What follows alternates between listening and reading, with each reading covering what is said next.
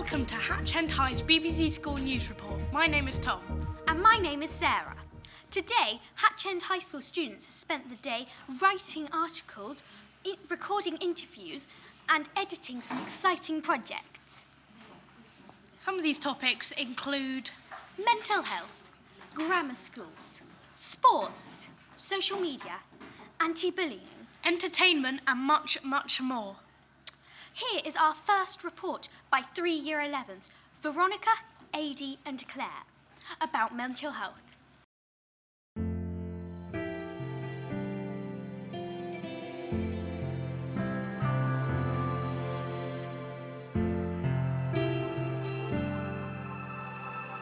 Hi, my name's Adi, and for the BBC School Report, we're going to be asking teachers their opinion on how well they're trained to identify and deal with mental health issues.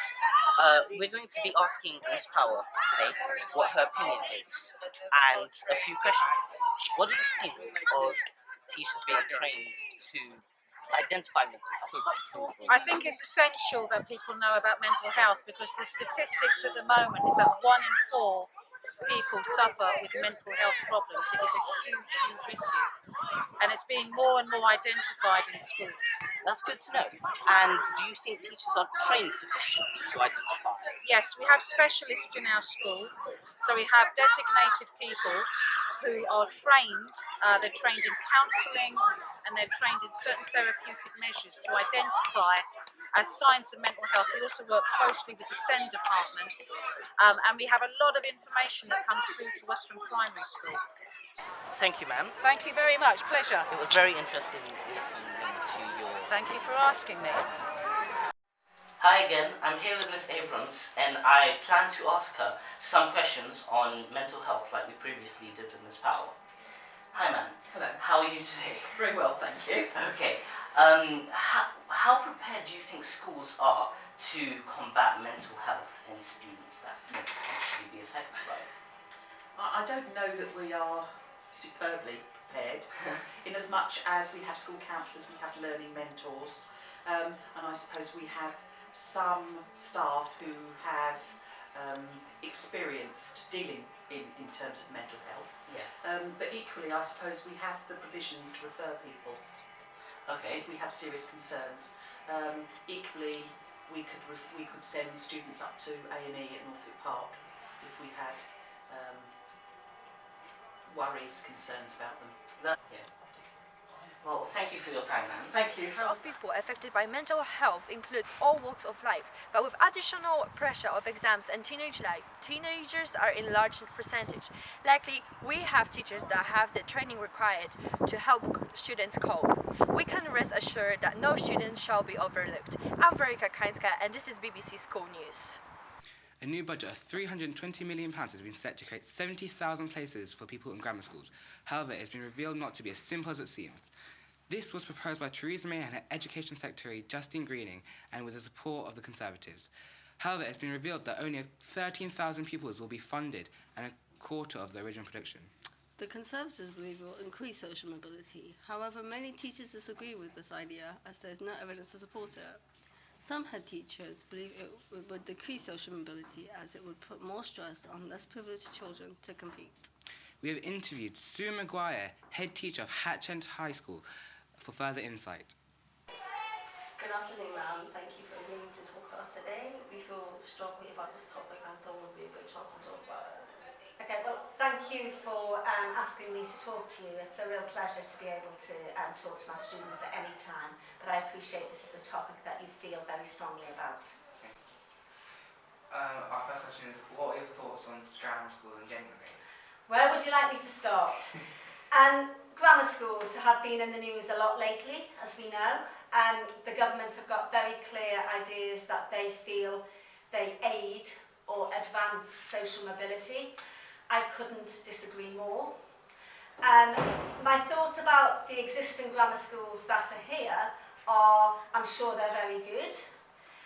In terms of more grammar schools, I feel very strongly that not only do we not need them, but they're actually very socially divisive. The Department of Education is planning the expansion and the introduction construction of grammar schools within the 320 million budget. What are your thoughts? Honestly, I feel that money could be so better spent on other priorities that are important for current students in current schools, often in buildings which are not satisfactory. As we know, at Hatch End we're very lucky, we're getting a new build, but that's taken many, many years to bid for that money. The Conservatives have said that this will aid social mobility. What are your thoughts? There is no evidence whatsoever to show that. There is a small amount of evidence to show that the very small numbers of disadvantaged students who attend grammar schools, and by disadvantaged students, it's a national definition of students who are eligible for free school meals.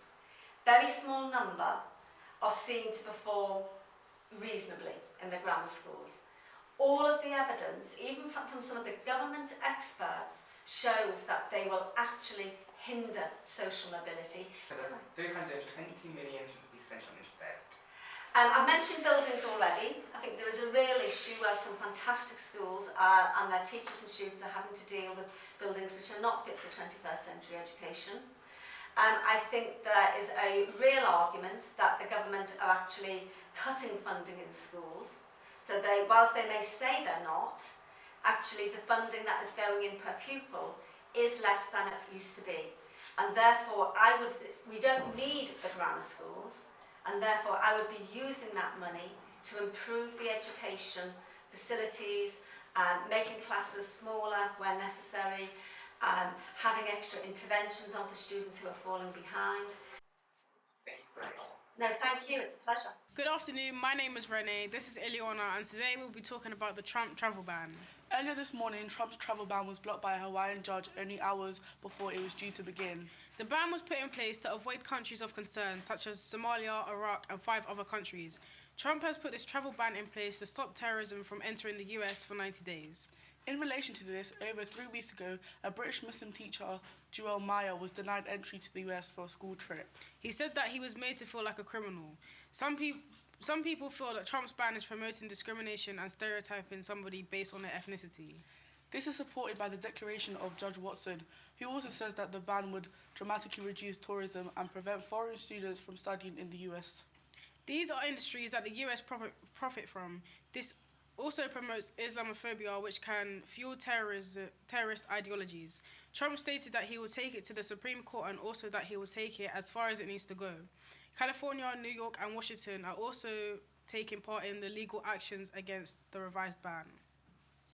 Here we are in the studio with Shenenye, Noah, and Sam, and we're going to be discussing this topic. I'm very proud of our high school students as they are freely able to express their opinions and feelings without feeling as though they're criticised by others. So, Noah, what do you think about the travel plan? I think it's extremely prejudiced towards people coming from Islamic countries because it's categorising all people from those countries and saying they're all Muslim, and it's showing all Muslims as terrorists, which I think is extremely bad. So, Sam, what do you think? I disagree with it. I don't think it's right he's not allowing certain people into the country. I think he should allow anyone into the country, and yeah. Also, Shenenye, do you think the travel ban will have an impact on terrorism? I think that Trump's plan is extremely bad, and it is going to have an impact, but it's going to have a negative impact, which is not what America wants. And at the same time, it's going to make those countries seem like, even though they're not terrorists, they don't need to be in America to attack America, if that makes sense. Yeah, I understand. Thank you for joining us in the studio.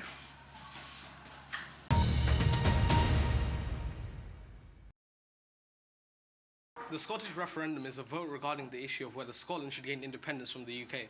The idea had been previously proposed in September 2014, where the Scottish public voted to remain. The political landscape has changed since after how the UK controversially voted to use the EU.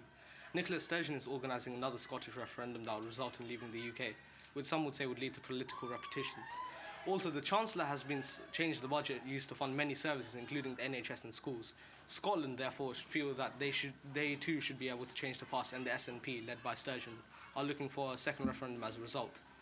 They have a centre-left political ideology, and so their policies match up more with the Labour Party and the Liberal Democrats, hence the cause of disagreements with Theresa May's Conservatives. There are benefits to Scotland of a yes vote, such as control over political destiny and freedom to utilise oil reserves. On the other hand, a yes vote would also cause Scotland to have less international influence, and they are unsure whether the currency will have to be changed. These insecurities are perhaps what led to the population voting no previously. A member of the Independent quoted, "I used to be against Scottish independence, but after Brexit, I think it's the only hope for young people like me in the UK. Nobody knows what the future holds for Scotland, but we can sure it will be an interesting story to follow." This has been Rahul. And this has been Jason. Bye for now. Famous singer Ed Sheeran has broken the charts with his hot new album Divide, and on YouTube it's got over 1 billion views with live streaming audience. But what makes Ed Sheeran's album so popular? Ed Sheeran's third album, Divide, will almost certainly be the biggest selling British album of the year. But what makes Ed Sheeran's album so popular, apart from it breaking the charts, but also its meaningful lyrics and its catchy chorus? So Hannity, how would you feel if Ed Sheeran is spent less time on music? I think that he actually spends more time on music, and every year he does like more, and then many people like his songs, like Shape of You. Many people like it, and then every year when he does new songs, many people like it, like lots of people, and many people are fans of him. So like at least like on YouTube it hit more than 1 million views on A Shape of You, and there's other songs as well that hit that. What do you think made Ed Sheeran's album go viral? I think because I think many people like his music videos, and it would go more popular over time to many of his music videos. Yeah. And Hannah, what do you think made Ed Sheeran's album go viral? I think that because of his two new songs, Shape of You and Fast on the Hill, that made people want to hear more of his music and see what else he made and what he had to bring to the table. So they wanted to go and buy his album to see. That's all we have today. Thank you. Thank you. 2 days ago, executive producers of The Big Bang Theory confirmed the prequel to the hit comedy show called Young Sheldon. It will follow child genius Sheldon Cooper as a young boy in high school. Young Sheldon will be played by Ian Armitage. Jim Parsons, who portrays Sheldon, will narrate the new programme with Zoe Perry acting as Sheldon's mother. Zoe Perry is the daughter of Laurie Metcalf, the mother of Sheldon in The Big Bang Theory. Director of Iron Man and the remake of The Jungle Book, Jon Favreau will direct the first episode. It has not been confirmed how long the series will be. Jim Parsons said, "We've got a decade of material to work from. I have a large sense of uncertainty on the success of a spin-off." The CBS programme will be aired from late 2017 to 2018. British Sign Language is a part of the national curriculum. Wayne Barrow is a TV and radio presenter. He has shared his love of British Sign Language by creating a petition, pointing out the lack of recognition in schools around the UK. There are currently 11 million people within United Kingdom with hearing loss, yet British Sign Language has never been made a part of national curriculum. So far, over 24,000 people have signed his petition. Wayne wants to make sure that more people learn sign language and develop new communication skills in the same way that he has done to communicate with his deaf parents. If deaf children can't communicate with friends and family, their mental health can suffer. Research shows that 40% of deaf children experience mental health problems compared to 25% of hearing children. But more about that you can see in an interview with one of the teachers from Hatchend High School. Hi, my name is Veronica, and today we'll talk about sign language and how important it is to teach students in schools this kind of skills of communication. I'm here with geography teacher Miss Cleary, and she will tell us her story of how she learned sign language and how important it is to teach students this kind of communication skills. Hi Mum. Hello. So how long it took you to learn sign language?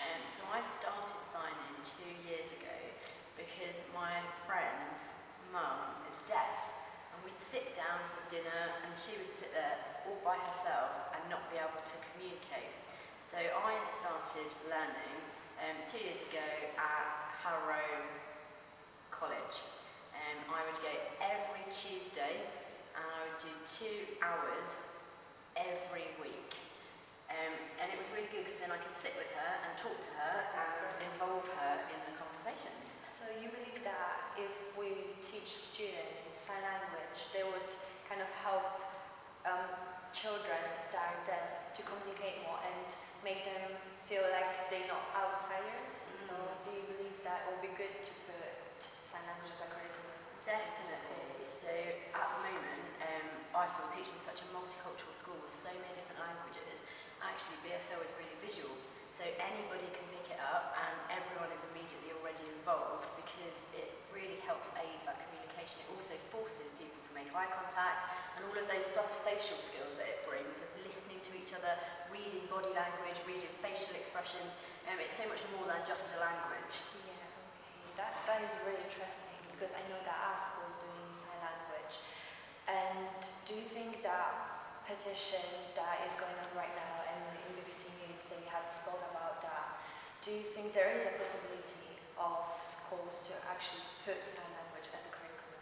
Yes, definitely. So at the moment we have MFL, which is Modern Foreign Languages, and as part of that you've got German, French and Spanish. To be truly modern though, most of the world speak Mandarin or from Southeast Asia.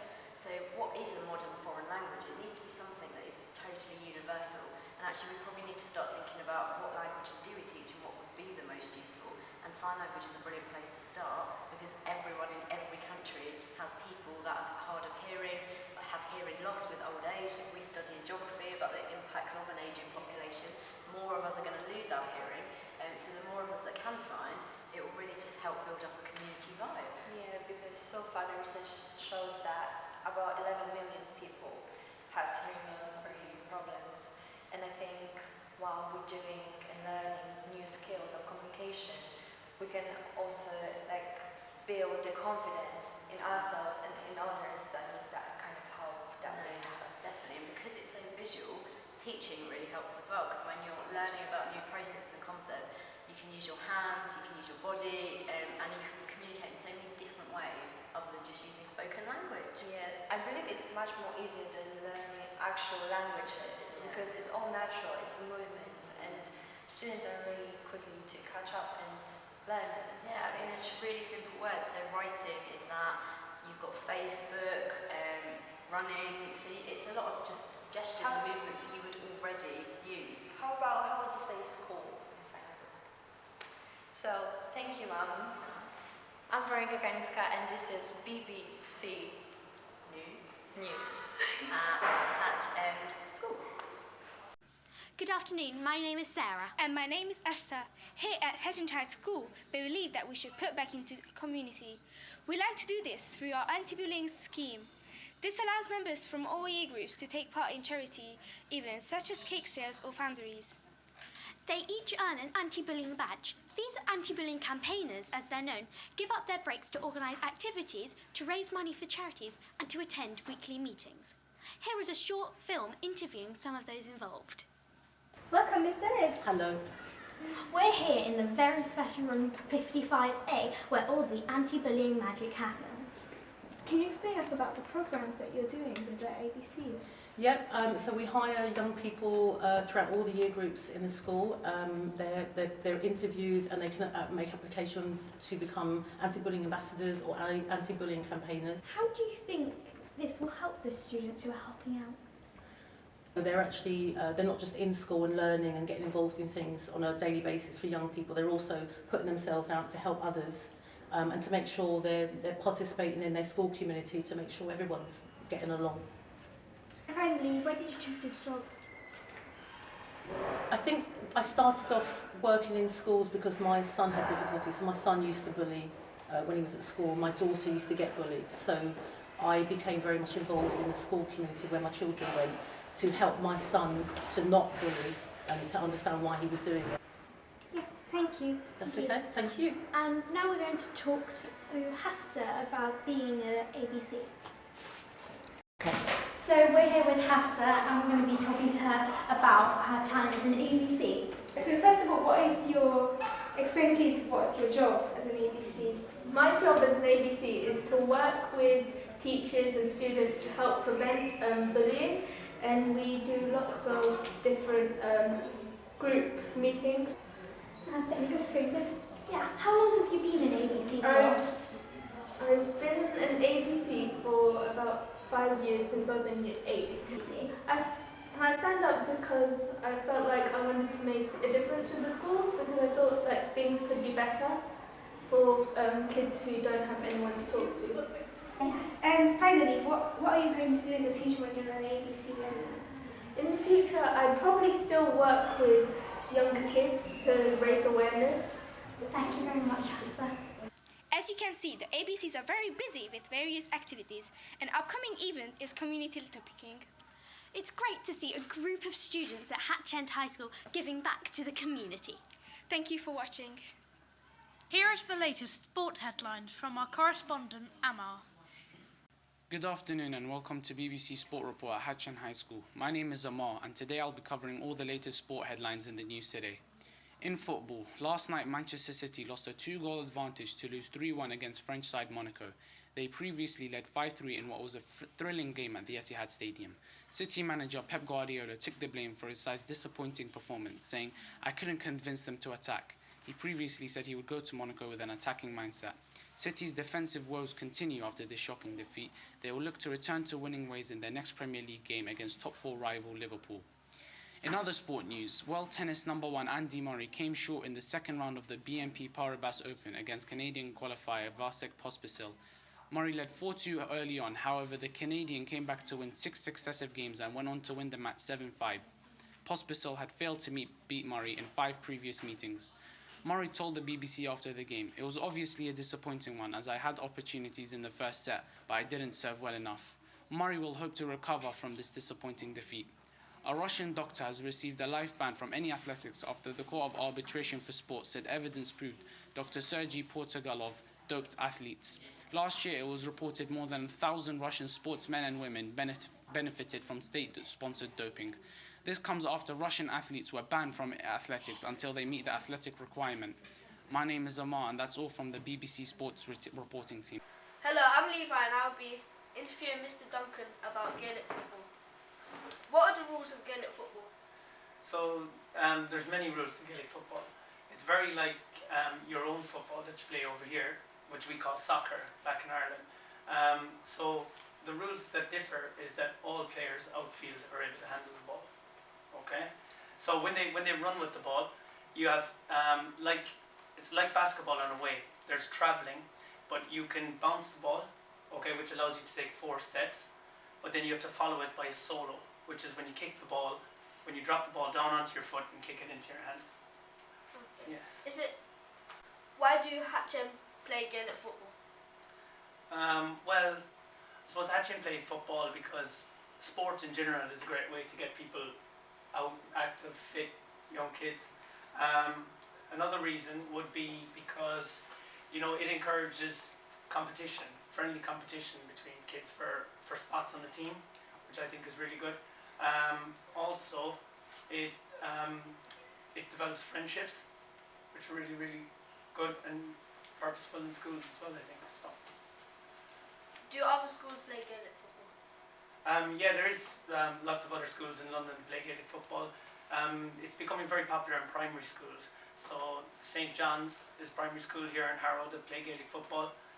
Also St. Joseph's as well is another school that play Gaelic football. Yes, it's really becoming popular, very popular in London. Have you ever played Gaelic football professionally? Well, Gaelic football isn't a professional sport. So by professional, it means you get paid. In Ireland, you don't get paid for playing football. So no, I've never played it professionally. However, I have played to the standard of professionalism. Yes. What do you like about the sport? Well, I just like the way that there's 15 players on each team, which is a bit more than your standard football. It's great for communication. I really enjoy the sport in terms of being able to score in different ways. So not just being able to score within the goal, but also over the crossbar as well. So if you score in the goal, you get 3 points. If you score above the goal, above the crossbar, you get 1 point. Does that make sense? Yeah. Yeah. So. Thank you for your time. No worries. Thank you. We are incredibly proud of Hatching High School sports by Daniel, who has won a silver medal at 2017 English contest, which is a big achievement for a 13 years old boy. Now with Daniel, who is going to tell us about his latest victory. Hello Daniel, how are you? So, when did you start to play judo and what made you play it? I started 7 years ago when my oldest brother introduced me to the sport, and I thought it was right, so I carried on. And apart from the silver medal that you won in the 2017 English contest in judo, what other achievements are you proud of? My national teams win, my actual nationals, and my non-youth games as well. Biggest events I've been to. And what do you enjoy the most of judo? I enjoy the way, like, just being, but it's kind of like an adrenaline rush. It's like I'm in my own world. Do you have any words of advice for the ones who want to practice judo? I think just don't be disheartened when you don't win, because it's not always gonna. There'll be ups and downs, but there'll probably be more downs than ups. And do you imagine like having a future as a famous sportsman in judo? Yeah, I think judo can take me very far. Thank you for your time to speak with us, and we wish you good luck in your judo. And finally, over to Greta for the latest weather report. Good afternoon. As you may have seen, New York has been blanketed by heavy snow this week. A blizzard warning remains in some areas as the snowstorm moves north with more than 30 inches of snow. The winter storm Stella is moving from northern parts of New England and upstate New York into Canada. This could potentially be the effect of climate change, as it is out of the ordinary to have such extreme weather 4 days before spring. This is said to be the biggest March snowstorm that New York has seen since 1888, which had 21 inches of snow and an estimate of 200 fatalities. The recent snowstorm has caused major social complications, such as 8,800 U.S. flights cancelled, thousands of schools closed, and heavy regional rail traffic suspended. Fortunately, in some areas, train services and flights were resumed on Tuesday. Schools in New York and New Jersey are expected to reopen by next week. Now, moving on to Harrow Weather. Tomorrow will be a dry and bright morning, although winds will be strengthening. Clouds will thicken throughout the afternoon, and there will be chances of rain, which will continue into the evening and overnight. The weather over the weekend will be mostly dry, but with some slight outbreaks of rain. There will be occasional strong winds, especially on Sunday, and a possibility of rain on Monday. Thank you and have a good day. We hope you enjoyed watching it as much as we enjoyed making it. Thank you for watching. Bye. Bye.